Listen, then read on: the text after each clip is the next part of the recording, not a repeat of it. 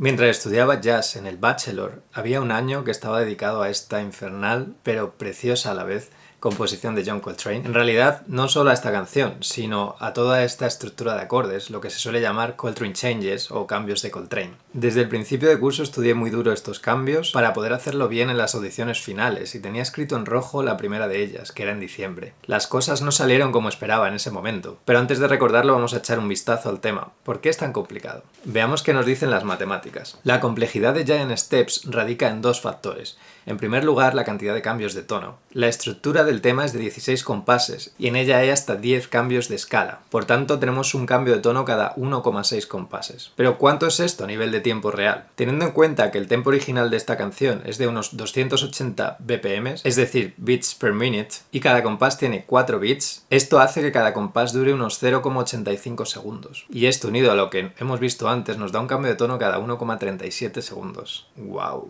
La otra pregunta que nos podemos hacer es ¿a qué nuevo tono llegamos cada vez? ¿Es esto aleatorio? Para nada. Los Coltrane Changes siguen un sistema matemático que agrupa las tonalidades según unas relaciones de tercera mayor. Por ejemplo, la escala de Do está relacionada con la escala de Mi porque las separa una tercera mayor ascendente, pero también está relacionada con la escala de La bemol porque la separa una tercera mayor descendente. Así se forman 4 grupos de 3 tonalidades que nos dan las 12 escalas disponibles en la escala cromática. Y en Giant Steps, ¿cuáles son estas tonalidades? Mi bemol, Si y Sol. Y al principio del tema, en la primera mitad, van bajando por terceras mayores, así, empezamos en Si, luego vamos a Sol, luego vamos a Mi bemol, volvemos a Sol, Mi bemol y Si. Y ahora empiezan a modular siguiendo terceras mayores ascendentes. Empezamos en Mi bemol, vamos a Sol, vamos a Si y volvemos a Mi bemol. Y así ya vuelve a empezar el tema.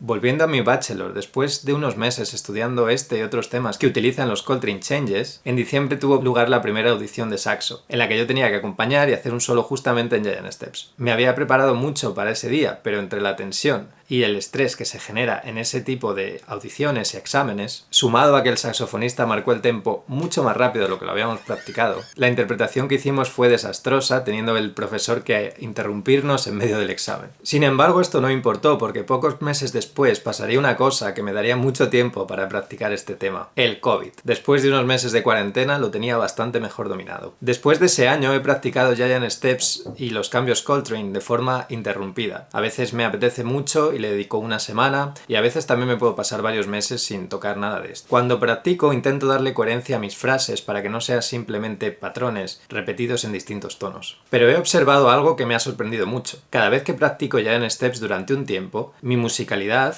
mejora un montón cuando toco en cualquier otro tipo de temas. Encuentro melodías más fácilmente, mi técnica se hace más fluida, en general los temas me parecen más fáciles. Además también me permite, en algunas ocasiones, escapar de la armonía de un tema hacia sonoridades más out, un efecto que si lo usas bien puede sonar muy refrescante. Por ejemplo, puedo introducirlo en el estándar On Great Dolphin Street y sonaría de esta manera.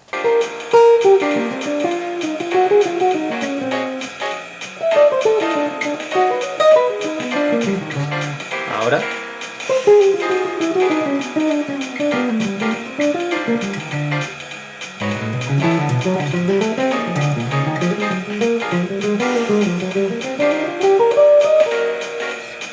Pero ahora la pregunta que te estarás haciendo es, ¿merece la pena de verdad pasar por todo el esfuerzo que supone aprenderse este tema bien? Y la respuesta es, depende. Los Coltrane Changes representan una parte muy importante de la tradición del jazz moderno y se han convertido en una parte esencial en el vocabulario en la actualidad. Eso quiere decir que incluso si no tocas composiciones de Coltrane, encontrarás cambios de tonos similares en compositores actuales o en New Standards, temas de Wayne Shorter o Chick Corea. Por tanto, si quieres tocar jazz moderno, la respuesta probablemente sea sí, deberías aprenderlos. También si eres un músico de fusión, tocando temas instrumentales que consistan de mucha improvisación o solos escritos, los Coltrane Changes serán un recurso que puedas utilizar de forma habitual para dar frescura al sonido y que no se quede encasillado en una sola tonalidad. Por tanto, estudiarlos tampoco te hará daño. Personalmente creo que es un recurso de una belleza extrema, siempre que lo sepas usar con cariño, y creo que puede dar a tu música una chispita extra, incluso si tocas pop. Espero que te haya encantado este vídeo. Suscríbete si no te quieres perder más vídeos increíbles como este, en los que vas a aprender un montón y vas a llegar al siguiente nivel con tu música, y nos vemos en el siguiente.